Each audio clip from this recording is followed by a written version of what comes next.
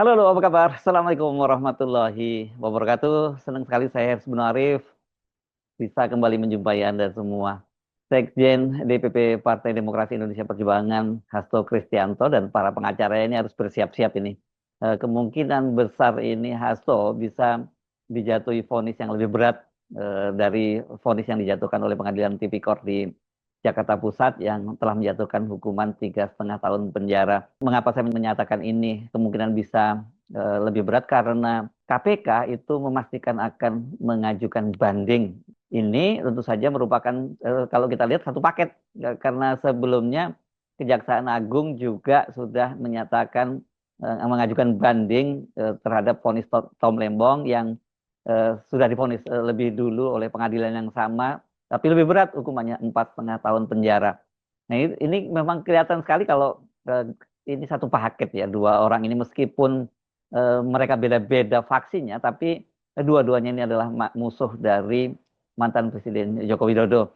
Dan dua-duanya itu divonis berbeda, tapi tuntutannya sama. Dan kemudian ini keputusannya hanya berserang sepekan sebelumnya. Thomas Lembong itu jaksa penuntutnya adalah dari Kejaksaan Agung yang dia dituntut 7 tahun penjara dan kemudian divonis 4,5 tahun penjara. Sementara Hasto ini yang menuntut adalah jaksa dari Komisi Pemberantasan Korupsi dan sama 7 tahun, tapi divonis 3,5 tahun penjara. Jadi makanya banyak yang kemudian mengkait-kaitkan ini adalah dendam dari Presiden ketujuh, yakni Joko Widodo, dan kemudian tuntutan hukumannya sama, yakni 7 tahun penjara. Hanya saja dalam kasus Tom Lembong ini kan yang pertama kali menyatakan banding justru pengacara dari Thomas Lembong dan baru kemudian eh, jaksa juga menyatakan banding. Karena sesungguhnya kalau dari lihat vonisnya kan dari 7 tahun penjara itu dan kemudian divonis 4,5 tahun penjara sudah 2/3 ini. Harusnya jaksa biasanya kalau tuntutannya dipenuhi oleh hakim dua per tiganya biasanya tidak akan mengajukan banding. Nah, dalam kasus Hasto ini menarik karena vonisnya 3,5 tahun penjara, jadi ini tidak sampai 4,5 tahun penjara. Ini yang kemudian menjadi dasar dari jaksa di KPK akan menyatakan banding. Soal ini sebelumnya disampaikan oleh Ketua KPK Setio Budianto yang menyatakan bahwa jaksa di KPK itu sedang mengkaji apakah mereka akan mengajukan banding atau tidak, dan itu deadline-nya besok itu hari Jumat ya. Itu seperti dikatakan oleh Setio Budianto, dia bilang dicek dia belum dapat laporan soal rencana banding itu. Tapi di tempat yang lain itu Wakil Ketua KPK Fitroh Roh Cahyanto ini yang dia latar belakangnya adalah seorang jaksa, dia memastikan bahwa akan mengajukan banding dengan alasan tadi karena vonisnya tidak sampai 2/3 dari tuntutan jaksa penuntut umum dari KPK.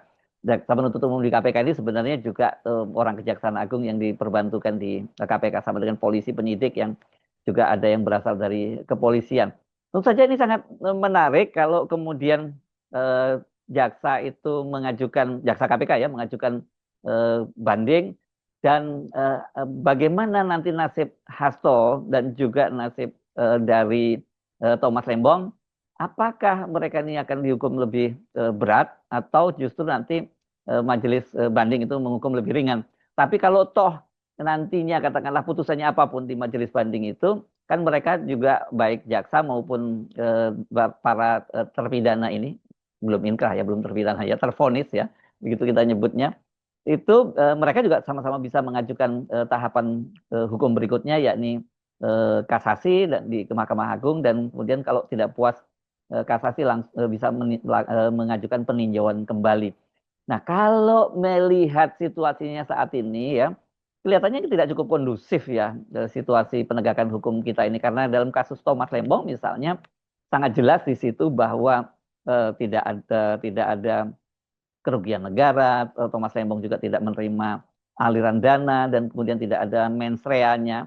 Itu Thomas Lembong juga tetap divonis penjara, dan alasannya pada waktu itu karena dia menerapkan ekonomi kapitalis. Ini yang kemudian oleh Bung Rocky Gerung diolok-olok kalau Thomas Lembong itu divonis karena menerapkan ekonomi kapitalis, ya berarti semua pejabat di negara ini bisa dihukum, dan apalagi yang neolib segala macam ya, ini lebih lebih berat dari kapitalis, dan berarti hakimnya komunis dong. Lawan dari kapitalisme kan ya komunisme atau sosialisme lah. Tapi dari situ saja alasan itu juga terlihat betapa ini memang sudah jadi paket ya. Benar salah pokoknya paketnya dia harus dihukum. Kalau Thomas Lembong ini karena ya dia orangnya Anies Baswedan yang sebenarnya tadinya oleh Joko Widodo itu yang disasarkan Anies Baswedan, yakni lewat gelaran Formula E pada waktu itu. Tapi kita tahu bolak-balik gelar perkara, bahkan sampai kemudian meminta justifikasi dari BPK, tapi kan waktu itu pimpinan KPK yang di bawah kendali dari Firly Bahuri. Nah, kalau ngomongin Firly Bahuri, kalau sampai sekarang ini kasusnya nggak jelas ya, bagaimana nasib Firly Bahuri. Katanya mau dituntaskan oleh Pak Karyoto.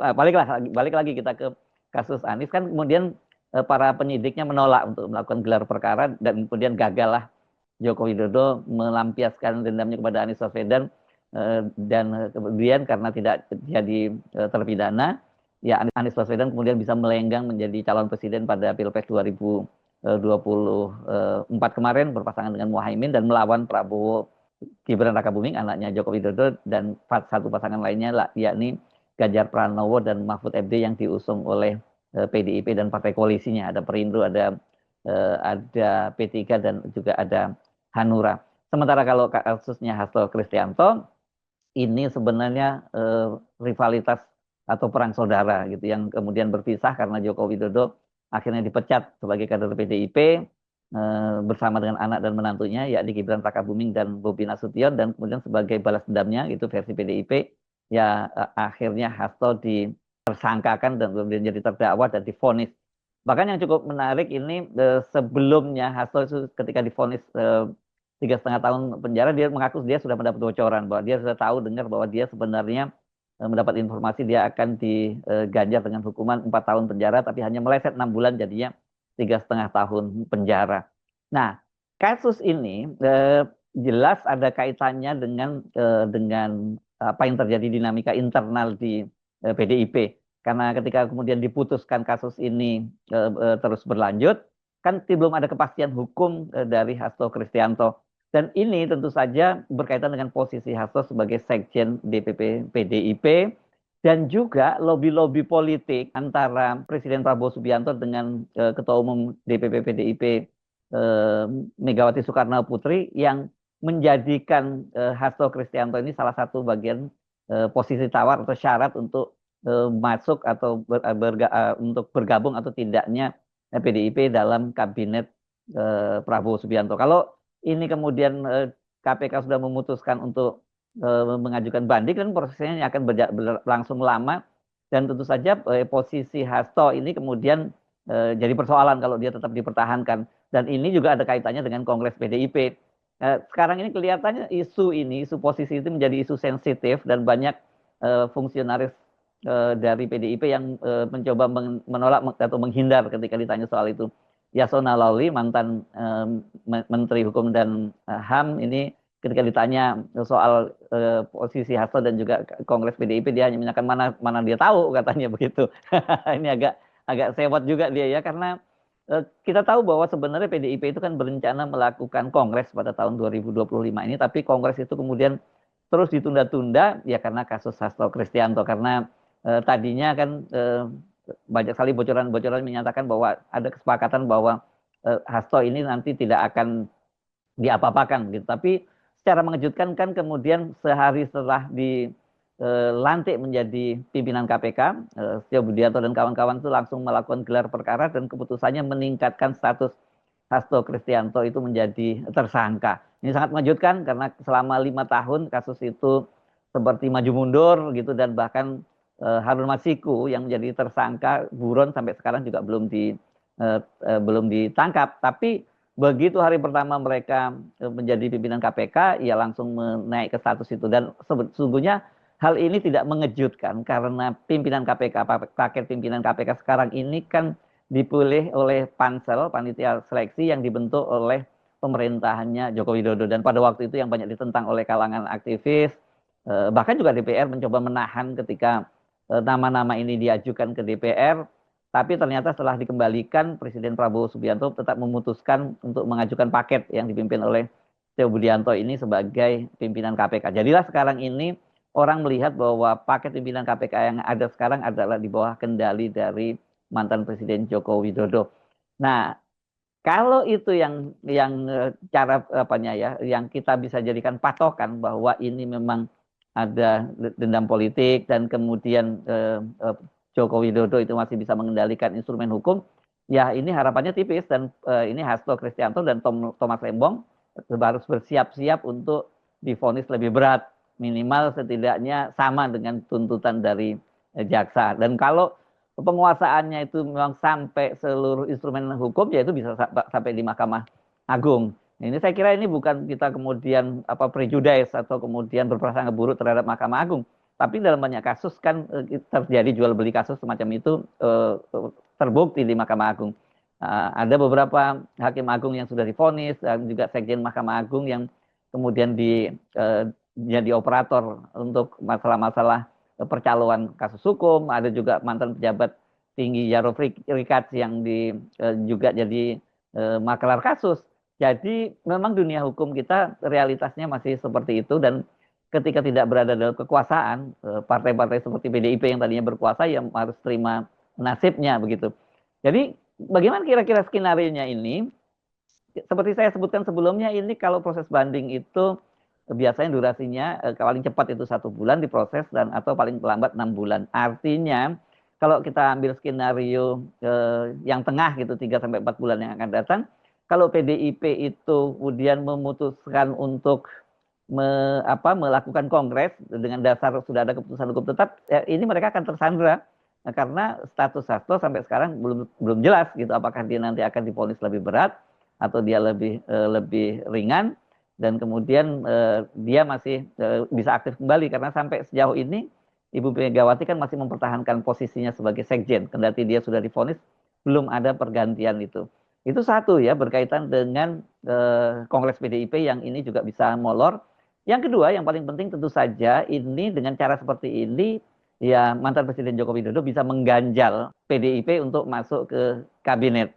Karena sebenarnya kan Pak Prabowo sangat menginginkan PDIP untuk segera bergabung di kabinet pemerintahannya Prabowo, dan walaupun tidak dalam pemerintahan kan secara resmi PDIP menyatakan bahwa mereka mendukung pemerintahnya Prabowo baik di eksekutif maupun di parlemen. Hanya bedanya kalau di eksekutif kan mereka tidak masuk, dan ada kok partai-partai yang bergabung dalam koalisi tapi tidak masuk di kabinet, itu antara lain seperti Nasdem misalnya bergabung dalam pemerintahan Prabowo tapi dia tidak menempatkan seorang kadernya.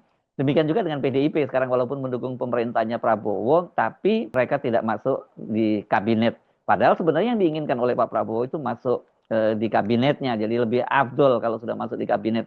Dengan keputusan dari KPK mengajukan banding, ya berarti ini bisa juga dilihat bahwa KPK ini mengganjal peluang PDIP untuk bergabung dalam pemerintahnya Prabowo Gibran, karena tanpa kasus Hasto pun sebenarnya kenapa Megawati sampai sekarang memutuskan untuk belum bergabung dengan pemerintahnya Prabowo, ya karena ada faktor Gibran Rakabuming gitu. Nah, kalau sekarang ditambah lagi dengan faktor Hasto, ini menunjukkan betapa masih punya pengaruhnya Joko Widodo terhadap pemerintahan Prabowo, ya ini akan makin menjauhkan PDIP dari Prabowo. Nah, kalau sudah seperti ini yang tidak terwujud, harapannya dua-duanya ya. Harapan Pak Prabowo untuk memperkuat pemerintahannya dengan menarik PDIP ke dalam kabinet itu tidak akan terwujud. Sebaliknya PDIP juga memastikan dia tidak akan bersedia untuk masuk pemerintahan kalau Hasto kemudian dihukum 3,5 tahun saja mereka sudah tidak puas, apalagi kalau kemudian hukumannya menjadi sangat berat. Jadi perkembangan terbaru ini jangan hanya dilihat ini persoalan murni teknis hukum, bahwa karena vonisnya tidak sampai 2/3 dan kemudian jaksa dari KPK mengajukan banding, tapi nuansa politiknya sangat kuat, dan di situ ada relasi segitiga antara Megawati, Prabowo, dan Joko Widodo. Sementara kalau kasusnya Thomas Lembong, ya lagi urusannya nggak jauh-jauh pada Pilpres 2029 nanti, karena figur seperti Anies Baswedan ini hampir dapat dipastikan dia akan maju kembali pada Pilpres 2029. Apalagi kan keputusan Mahkamah Konstitusi yang menurunkan ambang batas presidensial threshold yang memungkinkan partai-partai yang tidak mencapai 20% suara atau gabungan dari 20% suara tetap bisa mengajukan calon sendiri. Jadi akan makin banyak nanti calon-calon presiden yang ini akan menjadi kandidat penentang dari Gibran Rakabuming yang dipastikan akan maju pada Pilpres 2029. Dan Thomas Lembong itu adalah semacam backbone, salah satu tulang punggung dari apakah namanya itu partai, apakah namanya itu ormas yang akan didirikan oleh Anies Baswedan. Kalau 4,5 tahun penjara, apalagi kemudian nanti ditambah lebih berat lagi, ya dipastikan Thomas Lembong akan tetap di penjara sampai pada Pilpres 2029. Sementara Ibu Megawati kelihatannya sampai sekarang harus mulai berpikir keras untuk mencari pengganti Hasto. Kalau kemudian ternyata Hasto itu divonis lebih berat karena jaksa kemudian mengajukan banding atau jaksa dari KPK mengajukan banding. Saya Subun Arif, sampai jumpa lagi. Wassalamualaikum warahmatullahi wabarakatuh.